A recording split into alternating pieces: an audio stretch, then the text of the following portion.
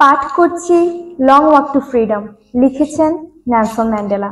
তৃতীয় পরিচ্ছেদ, এক মুক্তিযোদ্ধার জন্ম, পার্ট 12। 1946 সালে বেশ কয়েকটা গুরুত্বপূর্ণ ঘটনা ঘটে যায় যা আমার রাজনৈতিক ক্যারিয়ারে নতুন মাত্রা যোগ করে এবং স্বাধীনতা সংগ্রামে আমাকে আরো বেশি জড়িয়ে ফেলে। ওই বছরই উপত্যকা অঞ্চলের 70,000 খনি শ্রমিক একযোগে ধর্মঘটের ডাক দেয়।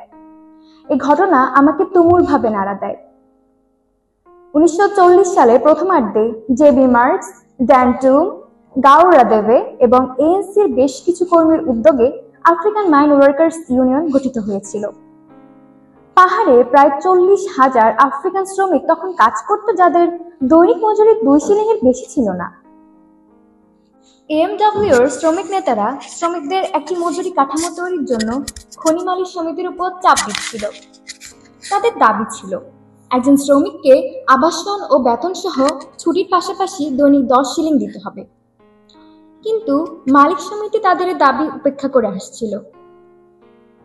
তাদের দাবি না মানায় এ প্রথমবারের মতো সমগ্র দক্ষিণ আফ্রিকার শ্রমিকরা সংহতি প্রকাশ করল।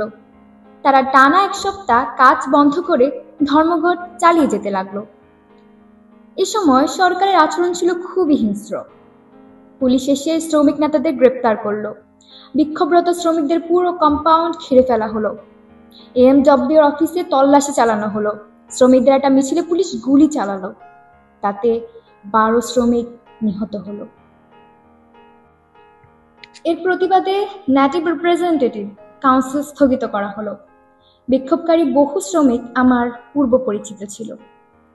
আমি বিক্ষোভের সময় তাদের জমায়েতে প্রতিদিনই হাজির হতাম এবং তাদের প্রতি সমর্থন ব্যক্ত করতাম।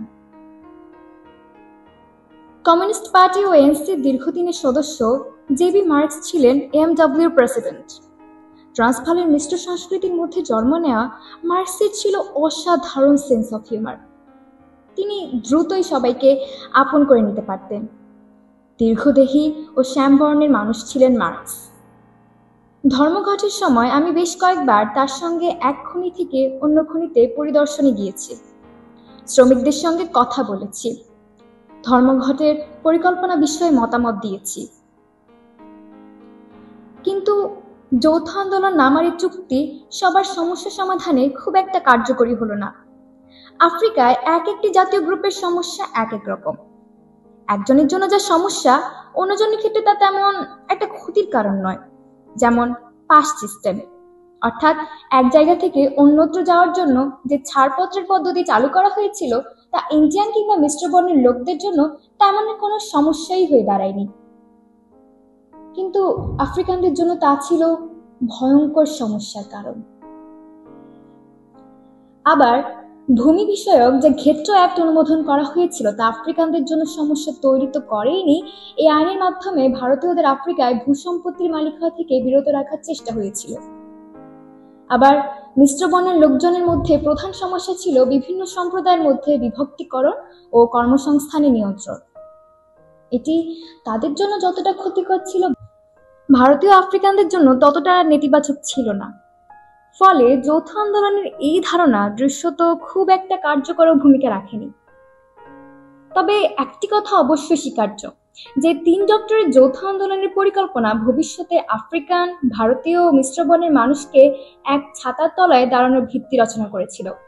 যেহেতু এই 3টি গ্রুপই একে অন্যের স্বাধীনতা ও মুক্তির বিষয়ে শ্রদ্ধাশীল ছিল, এ কারণে স্বাধীনতা ইস্যুতে তাদের মনোভাব অভিন্ন ছিল।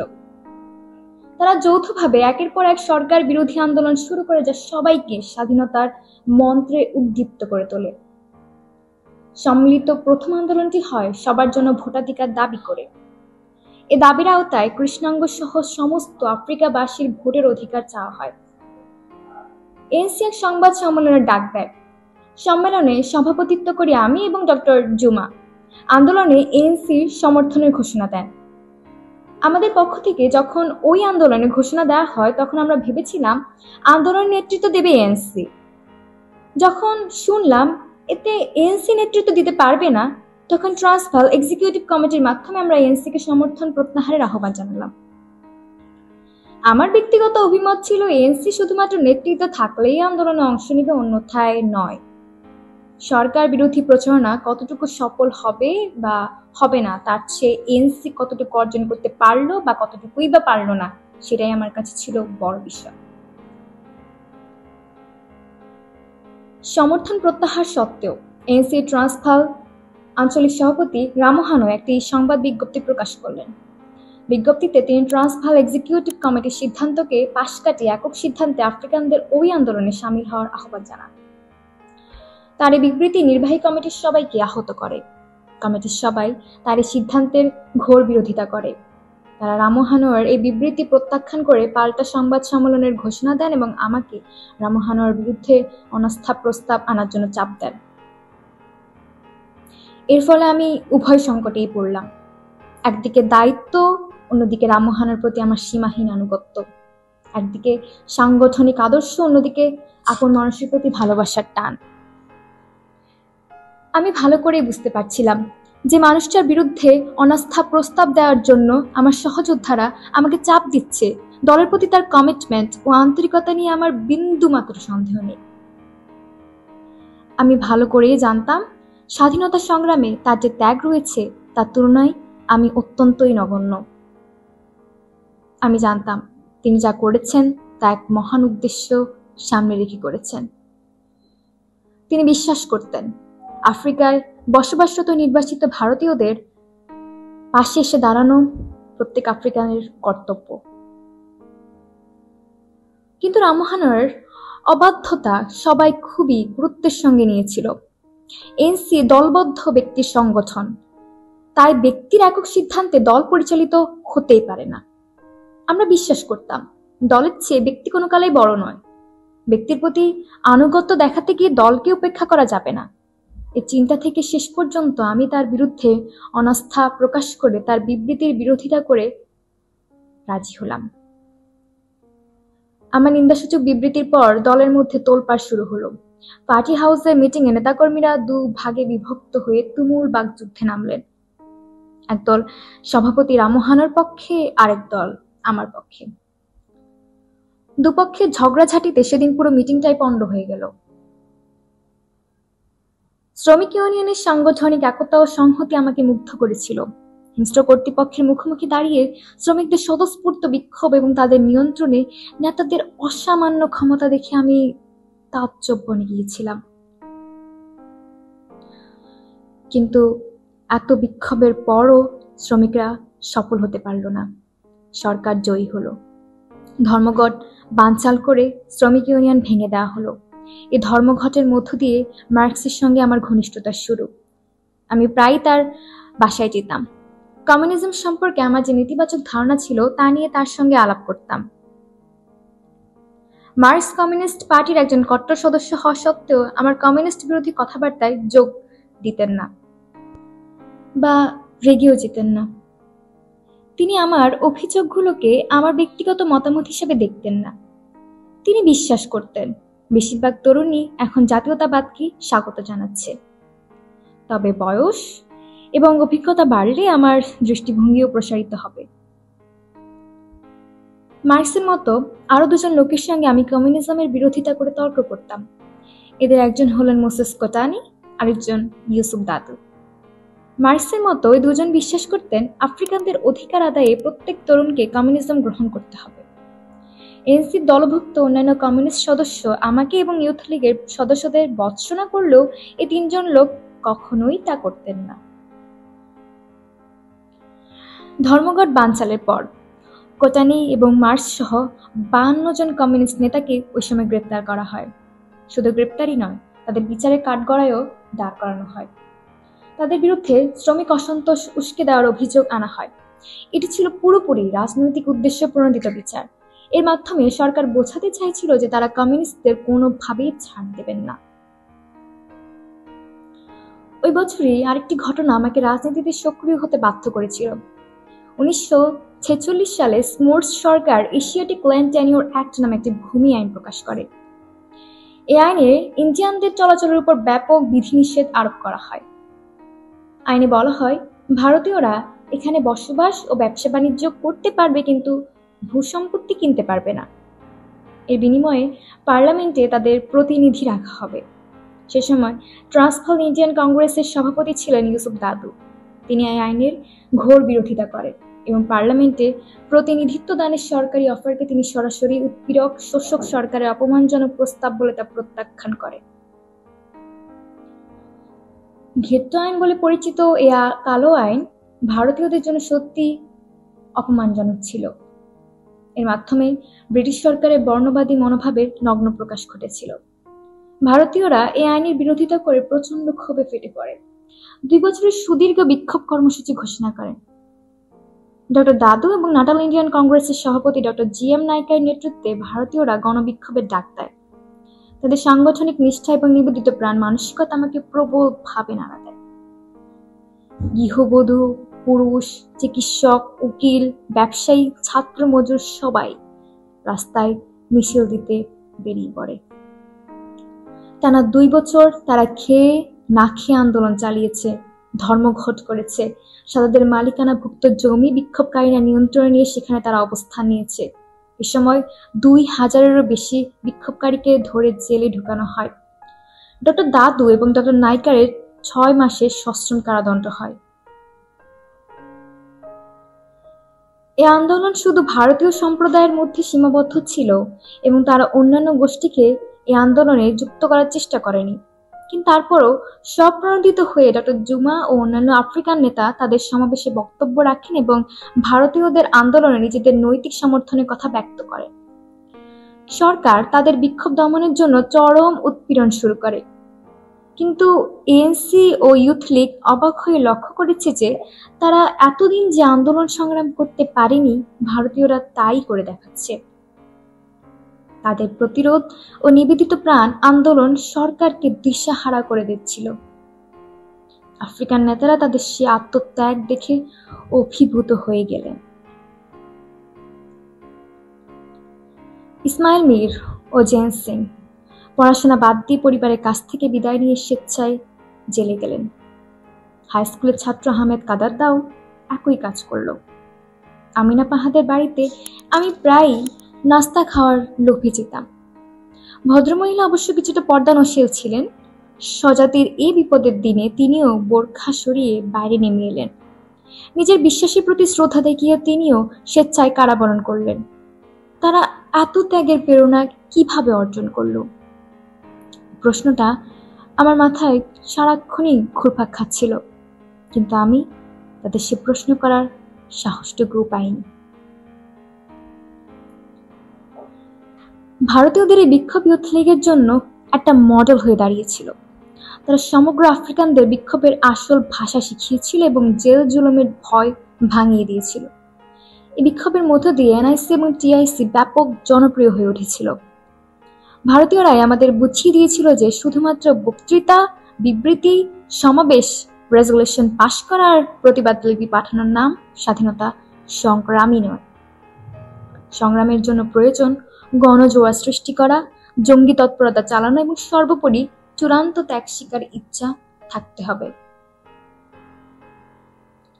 1913 সালে মহাত্মা গান্ধী দক্ষিণ আফ্রিকায় ভারতীয়দের এই মন্ত্র শিখিয়ে দিয়ে গিয়েছিলেন। সে বছর তার নেতৃত্বে ভারতীয়দের একটি বিক্ষোভ মিছিল আইন ভেঙে নাতাল থেকে ট্রান্সভালে গিয়েছিল। এটি ছিল এক মহান ইতিহাস। 1946 সালে গোড়ার দিকে পূর্ব অরল্যান্ডোতে আমি আর ইভেলিন 2 রুমের একটি ছোট্ট মিউনিসিপ্যাল হাউস ভাড়া করে বসবাস শুরু করি। অবশ্য কিছুদিন পরে পশ্চিম অরল্যান্ডোতে অপেক্ষাকৃত একটি বড় একটা বাসায় আমরা চলে যাই। ওই বাসার নাম্বার ছিল 8115। বাক্সের মতো বিল্ডিং ঘেরা অরল্যান্ডো ছিল ধুলোময় এক শহর। এই এলাকা পরের বৃহত্তর সোয়েটের অন্তর্ভুক্ত হয়। আমাদের বাসাটা যে মহল্লায় ছিল তার নাম ছিল ওয়েস্ট ক্লিপ। উত্তরাঞ্চলের উপকণ্ঠের সীমান্ত এলাকা ছিল ওয়েস্ট ক্লিপ। পশ্চিম অরল্যান্ডোর বাসায় মাসে ভাড়া দিতে হতো 17 শিলিংয়ের বেশি কিছু। নোংরা রাস্তার পাশের এসব ঘর আমার মতো শত শত লোকের মাথা গোজার ঠাঁই হয়ে দাঁড়িয়েছিল। সব ঘরের চেহারাই প্রায় একই রকম। মেঝে পাকা, চারপাশে ইটের দেয়াল, মাথায় টিনের চাল। ঘরের মধ্যে ছোট একটা রান্নাঘর, পেছনের দিকটায় আরো অপরিচ্ছন্ন একটা টয়লেট। বাড়ির সামনে রাস্তায় বৈদ্যুতিক বাতি ছিল, কিন্তু ঘরে বিদ্যুৎ না থাকায় আমরা প্যারাফিনের আলো জ্বালাতাম। শোবার ঘরটা এত ছোট ছিল যে একটা ডাবল বেড পাতলে রুমে আর জায়গাই থাকবে না। শহরে কাজকর্ম করতে শ্রমিকদের দরকার হয়, তাদের যাতে সবসময় হাতের কাছে পাওয়া যায় সেজন্য সরকার নিজের প্রয়োজনে শ্রমিকদের জন্য এসব ঘর তৈরি করে দিয়েছিল। চোখের একঘেয়েমি কাটাতে কেউ কেউ বাড়ির সামনে শাকসবজির বাগান করত, কেউ বা দরজায় রং বেরঙের ছবি এঁকে রাখত। জীবনমান ভালো না হলেও এ বাড়ি আমার খুবই ভালো লেগেছিল, কারণ এটাই ছিল আমার প্রথম একান্ত নিজের বাড়ি। এজন্য আমি ভেতরে ভেতরে বেশ গর্ব অনুভব করতাম। নিজের বাড়ি না হওয়া পর্যন্ত একজন পূর্ণাঙ্গ পুরুষ মানুষ হয়ে উঠতে পারে না। তবে বাড়ি ভাড়া নেওয়ার সময় আমি বুঝতে পারিনি এটাই হবে আমার বহু বহু বছরের ব্যক্তিগত আবাসস্থল। ইভেলিন আর আমাকে সরকার প্রথমে এই বাড়িটার বরাদ্দ দেয়। সাধারণ ভাড়াটের মতো থাকতে হতো আমাদের প্রথম সন্তান মাদিবা জেমবেকায়েল জন্ম নেওয়ার পর বাড়িটা সরকার আমাদের লিজ দেয়। আমার গোত্র নাম ছিল মাদিবা, ওই নামটাই তাকে দেওয়া হয়। তবে সে নামে তাকে ডাকা হতো না, ওর ডাকনাম ছিল থেম্বি। ছোটবেলায় খুবই শান্তশিষ্ট ছিল। সবাই বলতো বাবার চেয়ে মায়ের চারিত্রিক বৈশিষ্ট্য ও বেশি পেয়েছে। ছেলেকে সুন্দরভাবে পরিচর্যার সামর্থ্য না থাকলেও পুত্রলাভে আমি বেশি খুশি হয়েছিলাম। যাই হোক, শেষ পর্যন্ত আমার একটা ব্যক্তিগত মাথা গোজার ঠাঁই হলো। এতদিন বউকে নিয়ে এর বাড়ি 2 দিন, তার বাড়ি 4 দিন মেহমান হিসেবে থেকেছি, কিন্তু এখন যা হোক একটা দাঁড়াবার জায়গা হলো। আমাদের সংসারে ছোট বোনকে নিয়ে আসলাম, ওকে অরল্যান্ডো হাই স্কুলে ভর্তি করলাম। আমাদের উপজাতীয় সংস্কৃতি অনুযায়ী যে কেউ তার পরিবারের অন্য সদস্যদের বাড়িতে নির্দ্বিধায় বেড়াতে আসতে পারে, যতদিন ইচ্ছে থাকতে পারে, এতে কেউ কিছুই মনে করে না। আমার বাবার 4 বিয়ে এবং সব মায়ের গর্ভে 3-4 জন করে আমার ভাই বোন ছিল, ফলে নতুন বাসে ওঠার পর প্রতিদিনই অসংখ্য অতিথি আসত। বাড়িতে খুব বেশি সময় দিতে না পারলেও গৃহস্থ পরিবেশে আমি খুবই উপভোগ করতাম। থেম্বির সাথে খেলা করা, তাকে খাওয়ানো, গোসল করানো এবং গল্প বলতে বলতে ঘুম পাড়ানোর কাজ করতে আমার খুবই ভালো লাগতো। আসলে ছোটবেলা থেকে বাচ্চাদের সঙ্গে খেলা করা এবং তাদের সঙ্গে গল্প করা আমার প্রিয় বিষয় ছিল। হয়তো সে কারণে আমি শান্তিপ্রিয় হয়ে উঠেছিলাম। বাড়িতে যতক্ষণ থাকতাম ততক্ষণ বাচ্চার সঙ্গে সময় কাটানোর পাশাপাশি নিরিবিলি বই পড়তাম। মাঝে মাঝে অলসভাবে শুয়ে থাকতাম। কখনো কখনো খাবারের গন্ধ পেয়ে রান্নাঘরে ঢুকতাম। কড়াইতে জাল হতে থাকা গরম খাবার তুলে মুখে পুরতাম। কিন্তু এমন প্রশান্ত গৃহস্থ বিনোদন উপভোগের সুযোগ পেতাম খুবই কম। জীবিকার ধান্দা রাজনীতি নিয়ে দৌড়াদৌড়ি করতে করতেই দিনের বেশিরভাগ সময় পার হয়ে যেত। যে সময়ের কথা বলছি ওই বছরের শেষ দিকে রেভারেন্ড মাইকেল স্কট কিছুদিন থাকার জন্য আমাদের বাসায় এলেন। স্কট খুব উদারপন্থী অ্যাংলিকান খ্রিস্টান ছিলেন। আফ্রিকানদের অধিকার প্রতিষ্ঠার সংগ্রামে তিনি দীর্ঘদিন কাজ করেছেন। শ্বেতাঙ্গ হয়েও তিনি সহজভাবে কৃষ্ণাঙ্গদের সঙ্গে ওঠা বসা করতেন। কোমো নামে এক স্থানীয় আফ্রিকান নেতা তাকে এই এলাকায় এনেছিলেন। জোহান্সবার্গের বাইরে কোমি উপজাতীয়দের নিয়ে একটি স্কোয়াটার ক্যাম্প গড়ে তুলেছিলেন। সরকার সেখান থেকে লোকজনকে উচ্ছেদ করার চেষ্টা চালাচ্ছিল। কোমো সরকারের এই উচ্ছেদ প্রচেষ্টার বিরোধিতা করার জন্য স্কটের সহযোগিতা চেয়েছিলেন। স্কট বললেন, তোমাদের সাহায্য করতে যদি আমি যাই তাহলে আমাকে তোমাদের একজন হয়ে যেতে হবে। অর্থাৎ তিনি এসে ওই ক্যাম্পে বসবাস করতে চাইলেন। কোমো সানন্দে রাজি হলেন। কথা মতো স্কট স্কোয়াটার ক্যাম্পে বসবাস শুরু করলেন। উত্তর আফ্রিকার যুদ্ধের পর উদ্বাস্তুরা স্কটের নেতৃত্বে তখন এই এলাকায় পাহাড়ি ঢালে বসতি শুরু করে। প্রতি রোববার ছুটির দিন আমি আমার শিশুপুত্র থেম্বিকে নিয়ে এই পাহাড়ি এলাকায় যেতাম। টিলার পাক পুকুরে লুকিয়ে আমার সঙ্গে লুকোচুরি খেলা ছিল তার খুবই পছন্দের। স্কট তার লোকজন নিয়ে সেখানে বসতি গড়ার পর খেয়াল করলেন উচ্ছেদ বিরোধী কাজকর্ম পরিচালনার নামে কুমু গরিব লোকজনদের কাছ থেকে চাঁদা তুলে তা মেরে দিচ্ছেন। স্কট কোমরের কাজে বাধা দিলেন। এর ফলে কুমু তাকে ক্যাম্প থেকে বের করে দিলেন এবং মেরে ফেলার হুমকি দিলেন। বাধ্য হয়ে স্কট আমার বাসায় এসে আশ্রয় নিলেন। সঙ্গে আনলেন দ্লামিনি নামক এক আফ্রিকান পাদ্রীকে। দ্লামিনিও একা এলেন না, তার সঙ্গে বউ ছেলেপুলে ছিল। এতগুলো মানুষ থাকার মতো বড় ঘর আমার ছিল না, তবু কষ্টে সৃষ্টে ম্যানেজ করতে হলো। স্কটকে বসার ঘরে ঘুমাতে দেওয়া হলো, দ্লামিনি এবং তার বউকে অন্য একটা রুম দেওয়া হলো। বাকি রুমটায় ছিলাম আমি আর ইভেলিন। আমাদের এবং দ্লামিনির বাচ্চা কাচ্চাদের রান্নাঘরে ঘুমানোর ব্যবস্থা হলো। মাইকেল স্কট খুবই মার্জিত ভদ্র স্বভাবের মানুষ ছিলেন, কিন্তু দ্লামিনির কথাবার্তা আচার আচরণ কিছুটা বিরক্তিকর ছিল। খাওয়ার সময় তিনি প্রায়ই নানা ধরনের অভিযোগ করতেন, রান্নার খুঁত ধরতেন। আমরা সবাই যখন খাচ্ছি তিনি হয়তো হঠাৎই বলে ফেলতেন, এই দেখেন মাংসের অবস্থা, শুকনো আর শক্ত, এসব খাবার খাওয়া যায়?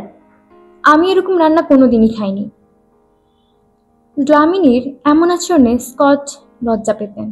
তিনি দ্লামিনিকে একটু সভ্য ভব্য হওয়ার জন্য বলতেন, কিন্তু তিনি মোটেও সেসব কেয়ার করতেন না। ওই দিনের পরের দিনই তিনি খাবার টেবিলে বললেন, হ্যাঁ, গতকালের চেয়ে আজকের খাবার কিছুটা খাওয়ার উপযোগী হয়েছে, তবে খুব ভালো হয়নি। ম্যান্ডেলা, যাই বলুন, রান্নায় কিন্তু আপনার স্ত্রীর হাত মোটেও ভালো না। ধীরে ধীরে দ্লামিনির উৎপাত এমন পর্যায়ে এলো যে আমি মহাবিরক্ত হয়ে উঠলাম। তাকে বিদায় করার জন্য আমাকে স্বপ্রণোদিত হয়ে স্কোয়াটার ক্যাম্পে যেতে হলো। আমি সেখানে গিয়ে উদ্বাস্তুদের বোঝালাম যে তাদের প্রকৃত বন্ধু আসলে স্কট, কুমু নয়। কুমু তাদের কাছ থেকে চাঁদা তুলে আত্মসাৎ করেছে, আর স্কট তাতে বাধা দিয়েছেন। এখন কাকে নেতা হিসাবে বেছে নেওয়া ঠিক হবে তা তাদেরই ঠিক করতে হবে। আমার বক্তব্যে কাজ হলো। তারা নিজেদের মধ্যে ভোটাভুটি করে স্কটকে নেতা নির্বাচিত করলো। স্কট আবার ক্যাম্পে ফিরে গেলেন, সঙ্গে নিয়ে গেলেন দ্লামিনি আর তার পরিবারকে। আমি হাঁপ ছেড়ে বাঁচলাম। 1947 সালের গোড়ার দিকে আমার 3 বছরের শিক্ষানবিশকাল শেষ হয়। আমি উইটকিন্স, স্যাডলস্কি অ্যান্ড ইডলম্যান ফার্ম থেকে বেরিয়ে আসি। এলএলবি পাশ করার জন্য পার্ট টাইম স্টুডেন্টশিপ বাতিল করে আমি ফুল টাইম স্টুডেন্ট হিসেবে ভর্তি হই, যাতে তাড়াতাড়ি অ্যাটর্নি হিসেবে প্র্যাকটিস শুরু করতে পারি। কিন্তু রুটি রুজির চিন্তা মাথায় ভর করে। ল ফার্মে কাজ করে আমার মাসে আয় হতো $8.10। এই অর্থ বন্ধ হয়ে যাওয়ায় মহাবিপদে পড়লাম।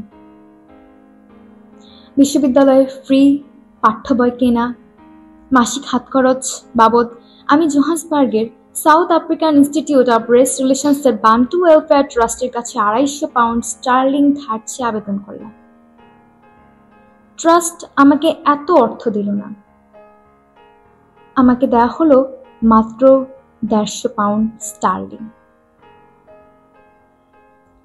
3 মাস বাদে আবার আমাকে সেখানে ধার চেয়ে আবেদন করতে হলো। ইভেলিন নার্সের চাকরি করে যা আয় করত, বিনা বেতনে মাতৃত্বকালীন ছুটি নেওয়ায় তাও বন্ধ হয়ে গেল। সে মাসে প্রায় £17 বেতন পেত। যাই হোক, অতিরিক্ত লোনের আবেদনে মঞ্জুর হলো, কিন্তু ভাগ্য খারাপ, স্বস্তি পেলাম না। ওই সময় ইভেলিনের কোলে আমার দ্বিতীয় সন্তান এবং প্রথম কন্যা মাকাজিওর জন্ম হয়। জন্মের সময় কোনো রকম জটিলতা হয়নি, কিন্তু কিছুদিনের মধ্যে তার শরীর শুকিয়ে আসতে লাগলো। রাত দিন সে চিৎকার আর কান্নাকাটি করত। আমি ইভেলিন কেউ রাতে ঘুমাতে পারতাম না। ডাক্তার দেখানো হলো, কেউই তার রোগ ধরতে পারছিল না। ক্রমে তার শরীর কুঁকড়ে আসছিল। ইভেলিন পরম ধৈর্য নিয়ে রাত দিন পাশে থেকে তার সেবা করছিল।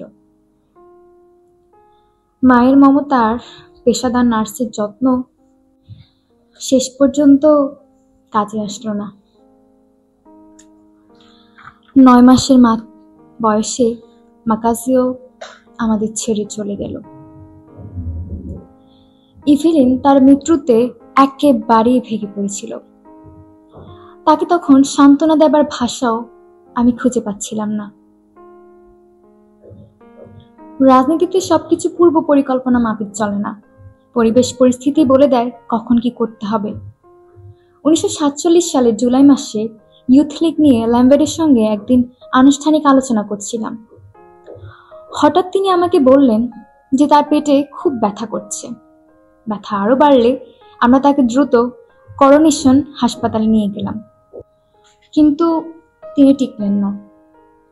ওই রাতে মাত্র 33 বছর বয়সে ল্যাম্বের্টে মারা গেলেন। তার মৃত্যুতে বহু মানুষ দারুণভাবে ক্ষতিগ্রস্ত হলো। তার মৃত্যুতে ওয়াল্টার সিসোলো শোকে পাথর হয়ে গেলেন। তার হঠাৎ চলে যাওয়ায় আন্দোলনও পিছিয়ে পড়েছিল। ল্যাম্বের্টের অসাধারণ সাংগঠনিক ক্ষমতা ছিল। তিনি দ্রুতই মানুষকে আপন করে নিতে পারতেন। ল্যাম্বের্টের মৃত্যুর পর পিটার এমডাকে তার স্থলাভিষিক্ত করা হয়। এমডাও একজন বিচক্ষণ নেতা ছিলেন। তার সহজ ও সাবলীল জীবনাচরণ এবং অসাধারণ প্রজ্ঞার কারণে তিনি পরবর্তীতে ইউথ লীগের অন্যতম শীর্ষ নেতা হয়ে উঠেছিলেন। এমডার সবচেয়ে বড় গুণ ছিল তার বিনয়। তিনি কখনোই নিজেকে জাহির করতেন না, অতিরিক্ত কথা বলতেন না। বিভিন্ন বিষয়ে তার উদার দৃষ্টিভঙ্গি ও ব্যক্তিগত বিচক্ষণতা তাকে ল্যাম্বের্টের চেয়ে বেশি জনপ্রিয় করে তুলেছিল। ল্যাম্বের্টে যেসব বিষয়ে সিদ্ধান্ত নিতে ইতস্তত করতেন, এমডা সাবলীলভাবে সেগুলোকেই পরিচালনা করতে পারতেন। এমডা বিশ্বাস করতেন দলের অভ্যন্তরীণ চাপ প্রয়োগকারী গ্রুপ হিসাবে ইউথ লীগের কাজ করা উচিত। তিনি এই লীগকে এএনসির সশস্ত্র জাতীয়তাবাদী শাখা হিসাবে বিবেচনা করতেন। দল যখন নিষ্ক্রিয় হয়ে পড়বে তখন ইউথ লীগ প্রপেলারের মতো পেছন থেকে ধাক্কা দিয়ে তাকে সামনে এগিয়ে নেবে। ওই সময় এনসির সাংগঠনিক অবস্থা ছিল খুবই খারাপ। দলীয় অফিসে একজনও বেতনভুক্ত সার্বক্ষণিক কর্মচারী ছিল না। পার্টি অফিসে লোকজন নিয়মিত আসতো না। সব মিলিয়ে দলের মধ্যে একটা জগা খিচুড়ি অবস্থা চলছিল তখন। পরবর্তীতে এনসির প্রথম ফুল টাইম মেম্বার হিসাবে ওয়াল্টারকে নিয়োগ দেওয়া হয়। তাকে মোটা বেতনের বিনিময়ে সার্বক্ষণিক দলীয় কর্মচারী হিসাবে নিয়োগ দেওয়া হয়। একটা দায়িত্ব নেওয়ার পর জে.কে. ম্যাথিউস এবং গডফ্রে ফিটজের তত্ত্বাবধানে ফোর্ট হেয়ার ইউথ লীগের একটি শাখা গঠন করা হয়। এরা ছিলেন নৃবিজ্ঞানের অধ্যাপক। এই দুজন সেখানে অসংখ্য ছাত্রকে দলে আনতে সক্ষম হন। এদের সবাই ছিল বয়সে একেবারে তরুণ এবং নতুন আইডিয়া সম্পন্ন শিক্ষার্থী। সংগঠনে যোগ দেওয়া নতুন সদস্যদের মধ্যে দুজন তরুণ ছিলেন খুব সম্ভাবনাময় নেতা। এদের একজন হলেন প্রফেসর ম্যাথিউসের ছেলে জো, আরেকজন হলেন তারই বন্ধু রবার্ট সোবোকোভি। সোবোকোভি ছিলেন অসাধারণ বক্তা। বক্তৃতা দিয়ে তিনি মানুষকে মন্ত্রমুগ্ধ করে ফেলতেন। জাতীয়তাবাদ ইস্যুতেও এমডা ল্যাম্বের্টের চেয়ে উদারপন্থী ও আধুনিক ছিলেন। ইউথ লীগের সাংগঠনিক বলয়ে আফ্রিকানদের বাইরে অন্য কাউকেই ল্যাম্বের্টে আসতে দিতেন না, কিন্তু এমডা তার মতো কট্টর ছিলেন না। সংগঠনের অন্য সবার মতো তিনিও শ্বেতাঙ্গদের দৌরাত্ম্য ও নির্যাতনকে ঘৃণা করতেন, কিন্তু একচেটিয়াভাবে শ্বেতাঙ্গদের ঘৃণার চোখে দেখতেন না। ল্যাম্বের্টেও আমার মতো এমডা তীব্র কমিউনিস্ট বিরোধীও ছিলেন না। ইউথ লীগারদের মধ্যে যারা শ্বেতাঙ্গ বামপন্থীদের সবসময় সন্দেহের চোখে দেখত, আমি ছিলাম তাদের মধ্যে অন্যতম। এমনকি আমার নিজের অনেক শ্বেতাঙ্গ বামপন্থী বন্ধু থাকা সত্ত্বেও এএনসিতে শ্বেতাঙ্গদের প্রাধান্য বিস্তার হোক তা আমি কখনোই চাইনি। এ কারণে কমিউনিস্ট পার্টির সঙ্গে এএনসির যৌথভাবে আন্দোলনে যাওয়ার প্রস্তাব আমি তীব্রভাবে বিরোধিতা করি। আমার মনে হয়েছিল কমিউনিস্টরা যৌথ আন্দোলনের কথা বলে আমাদের মাধ্যমে নিজেদের স্বার্থ হাসিল করবে। আমি বিশ্বাস করতাম একমাত্র নির্জলা আফ্রিকান জাতীয়তাবাদই আমাদের মুক্ত করতে সক্ষম, মার্ক্সবাদ অথবা মাল্টিরেসিয়ালিজম নয়। কমিউনিস্টদের বিরুদ্ধে আমার ভীত শ্রদ্ধা এতটাই প্রবল ছিল যে বহুবার আমি ইউথ লীগের অন্য সদস্যদের নিয়ে তাদের পথসভা জনসভা বানচাল করে দিয়েছি। তাদের মঞ্চ ভেঙেছি, মাইক্রোফোন ভেঙে ফেলেছি, এমনকি তাদের অনেক কর্মীকে পিটিয়েছি। ডিসেম্বরে এএনসির বার্ষিক সম্মেলনে ইউথ লীগের পক্ষ থেকে কমিউনিস্ট বিরোধী একটি দাবি তোলা হয়।